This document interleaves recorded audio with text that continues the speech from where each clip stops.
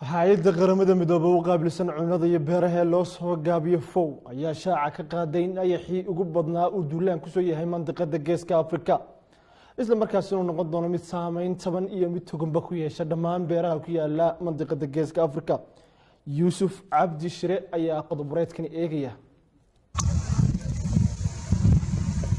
warbixintii ugu dambeysay ee ay soo saartay hay'addu waxay ku sheegtay in raxan badan oo korokora ay ku sugan yihiin dhulka beeralayda Itoobiya halka jiil cusub oo ayaxa ay ku sugan yihiin qaybo badan oo ka mid ah bartamaha Soomaaliya.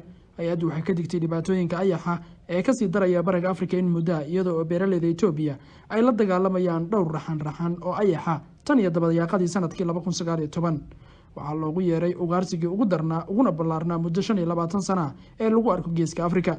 warbaahinta dowladda Itoobiya waxay wareysay in Ra'iisul Wasaare Abiy Ahmed uu sheegay in dhul dhan 420,000 oo hektar kuna baahsan 240 degmo uu ayaxu baabi'iyay markii ugu dambeysay ee ay cusboonaysiiso. FOW waxay sheegtay in taranku uu ku socdo dhul xeebeedka badda cas taasi oo muujinaysa kororka tirada ayaxa ee gobolada dhaca Geeska Afrika. si kastaba ha noqotee kooxdu waxay intaa ku dartay in xaaladda hadda jirta ay ka yartahay sidii ay ahayd sanad ka hor wadamaduna ay si wanaagsan ugu diyaar garoobeen.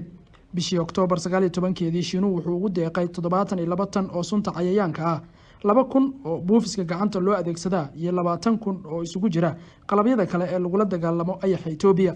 Soomaaliya ayaa ka mid ah meelaha uu sida weyn u saameeyay ayaxu waxaana muddooyinka ugu dambeeyay sare u sii kacay saameynta uu ku yeelanayo dadka reer miyiga iyo kuwa kale ee beeralayda ah.